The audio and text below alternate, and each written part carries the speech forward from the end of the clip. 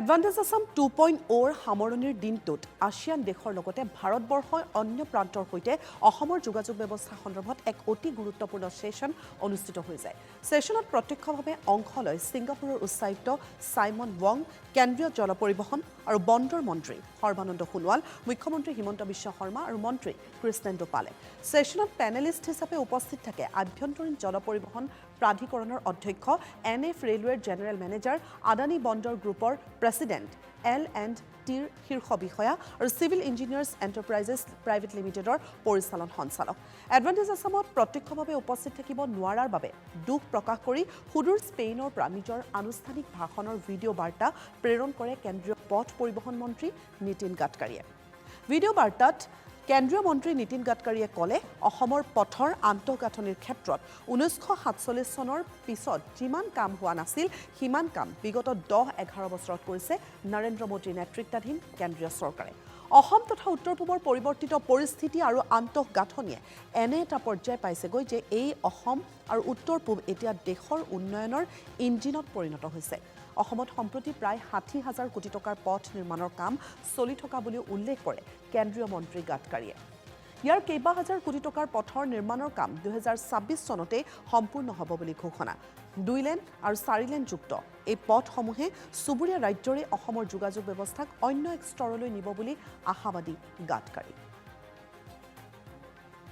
मुझे बहुत खुशी है कि 2014 के पहले जो स्थिति थी उसमें मैं इतना कह सकता हूं कि 1947 के बाद जितना रोड इंफ्रास्ट्रक्चर में काम आसाम में नहीं हुआ वो ये 10-11 साल में हमारी सरकार ने करके दिखाया।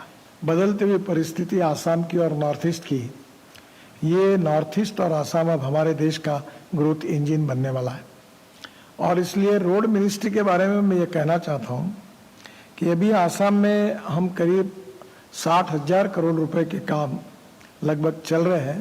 Jogighopa multi modal logistic park के लिए फीडर कॉरिडोर के रूप में काम करेगा और इसके बनने से आसाम के पूर्व पश्चिम हिस्से के लिए वैकल्पिक कनेक्टिविटी हो जाएगी।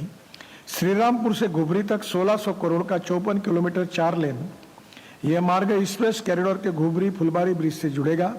ये भी दिसंबर 26 में पूरा होगा। अब मैं बाकी भी बहुत से प्रोजेक्ट की जानकारियां मेरे पास है। অনাগত দিনত অসমত কাৰ্যকৰী হ'বলগীয়া পথ আন্তঃগাঁথনি প্ৰকল্পৰ ওপৰতো বিশেষ আলোকপাত কেন্দ্ৰীয় মন্ত্ৰীগৰাকীৰ। অনাগত সময়ত অসমত প্ৰায় 80,000 কোটিৰো অধিক টকাৰ প্ৰকল্প কাৰ্যকৰী কৰিব পথ পৰিবহণ মন্ত্ৰালয়ে। 5,800 কোটি টকাৰে নিৰ্মাণ হ'ব গুৱাহাটী ৰিং ৰোড। 4 পৰা 6 লেনযুক্ত এই পথৰ দৈৰ্ঘ্য হ'ব 55 কিলোমিটাৰ। 2027 ডিচেম্বৰত সম্পূৰ্ণ হ'ব গুৱাহাটী ৰিং ৰোডৰ নিৰ্মাণ। ব্ৰহ্মপুত্ৰৰ ওপৰত হ'বলগীয়া 6 লেনযুক্ত কুৰুৱা নাৰেংগী দলঙৰ কথাও উল্লেখ কৰিলে গাডকাৰীয়ে। দলংখনৰ বাবে ইতিমধ্যেই সকলো যাৱতীয় কাম কাজৰ লগতে ঠিকা আবণ্টনৰ প্ৰক্ৰিয়াও সম্পূৰ্ণ হোৱা বুলি ঘোষণা কৰে মন্ত্ৰীগৰাকীয়ে। ৰাজ্যৰ মুখ্যমন্ত্ৰী হিমন্ত বিশ্ব শৰ্মালৈ গাডকাৰীৰ আহ্বান, যিকোনো সময়তে প্ৰধানমন্ত্ৰী নৰেন্দ্ৰ মোদীৰ জৰিয়তে কুৰুৱা নাৰেংগী দলঙৰ ভূমি পূজন কৰা হওক। লগতে গাডকাৰীয়ে উল্লেখ কৰিলে গুৱাহাটীৰ পৰা বৰাপানী হৈ শিলচৰলৈ হ'বলগীয়া গ্ৰীণফিল্ড কৰিডৰৰ কথা।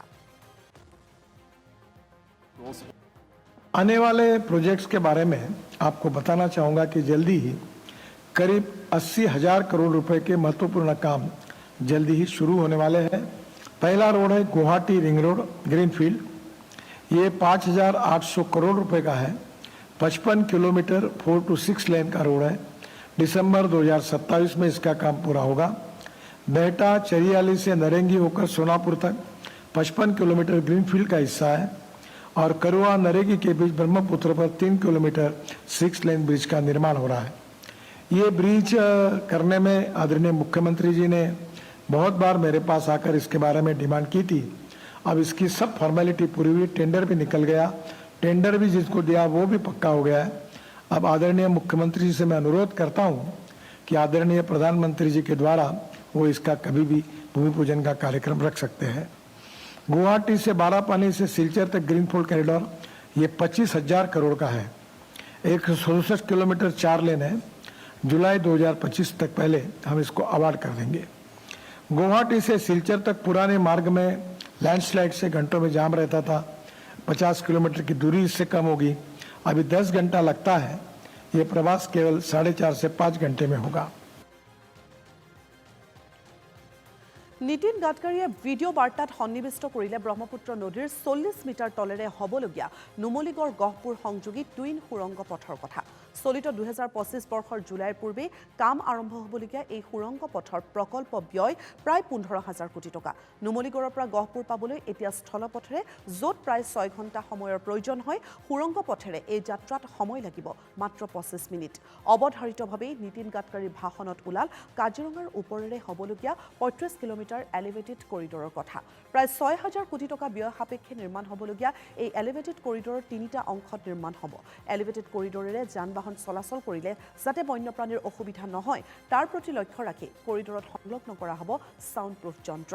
এই উন্নত যোগাযোগ ব্যৱস্থাই অসমৰ নিবনুৱা সমস্যা সমাধানতো বিশেষভাৱে সহায় কৰিব। সমগ্ৰ দেশৰ বিকাশৰ লগতে অসমৰ বিকাশৰ বাবে অনাগত দিনত কেন্দ্ৰীয় পথ পৰিবহণ মন্ত্ৰালয়ে প্ৰায় 3 লাখ কোটি টকাৰ কাম কৰিব বুলি আশ্বাস দিয়ে নীতিন গাডকাৰীয়ে। नुमालीगढ़ से दोपुर ये अंडर वाटर टनल है। इसकी कीमत 15,000 करोड़ है। 37.5 किलोमीटर 4 लेन की है। और मैं आपको विश्वास दिलाना चाहता हूं कि हमने पूरी फॉर्मेलिटी पूरी कर रही है।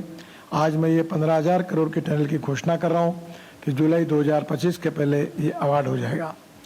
ब्रह्मपुत्रा नदी के 40 मीटर अंदर 12.5 किलोमीटर की ट्विन ट्यूब टनल और अभी 223 किलोमीटर दूरी तय करने के लिए 6 घंटे लगते हैं। टनल से नुमालीगढ़ से दोपुर केवल 25 मिनट में पूरा होगा। बाद में जो महत्वपूर्ण है कि काजीरंगा ये वर्ल्ड के लिए एक बहुत बड़ी महत्वपूर्ण डेस्टिनी है और काजीरंगा राष्ट्रीय उद्यान में हमने ये तय किया कि हम 6,000 करोड़ रुपए खर्चा करके 35 किलोमीटर का एलिवेटेड रोड बनाएंगे।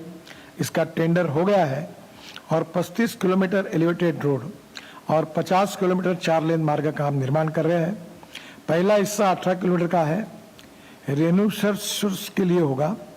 दूसरा हिस्सा 11.5 किलोमीटर का ये टाइगर के लिए रहेगा और तीसरा हिस्सा 5.5 किलोमीटर एलिफेंट के लिए होगा। एलिवेटेड रोड में साउंड प्रूफ उपकरण लगाए जाएंगे ताकि वाइल्ड लाइफ को डिस्टर्बेंस ना हो।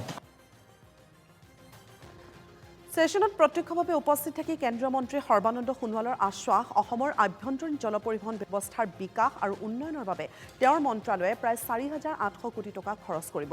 100 কোটি টকা ব্যয় সাপেক্ষে ব্ৰহ্মপুত্ৰৰ জলপথত লাইট হাউচ নিৰ্মাণ কৰা হ'ব। হৰিত নৌকা আঁচনিৰ অধীনত 2030 চনৰ ভিতৰত গ্ৰীণ ভেছেল ট্ৰানজিশ্যনৰ বাবে 1,500 কোটি টকা খৰচ কৰিব সোণোৱালৰ মন্ত্ৰালয়ে।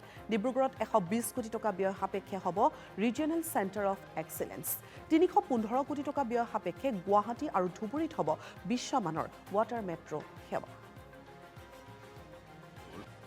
देश के आदर्शवादी नेता, दुनिया के सबसे लोकप्रिय नेता प्रधानमंत्री नरेंद्र मोदी जब से प्रधानमंत्री बने पिछले 10 साल के अंदर उन्होंने जो मजबूत कदम उठाए, सही नीति, सही कार्यक्रम, सही परियोजना रचना की, जिसको सुशासन व्यवस्था के जरिए जमीनी हकीकत से जोड़े, जिसकी वजह से आज देश को ताकत मिला है और हर नागरिक को आत्मविश्वास मिली है।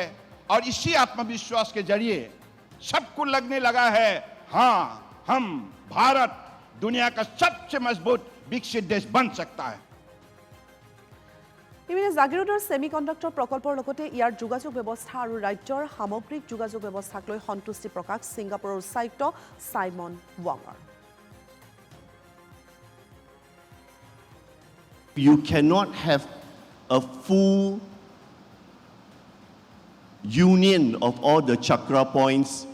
It's very difficult for businesses to come and invest. These days, businesses, factories, industrial park, they are into plug and play. They cannot be asked upon to build infrastructure. It is the incumbent on the state and the union government to provide those key infrastructure points. And as I look in the map in Assam, I see what the state and the union ministries have done for Upper Assam, Lower Assam, and the Barak Valley.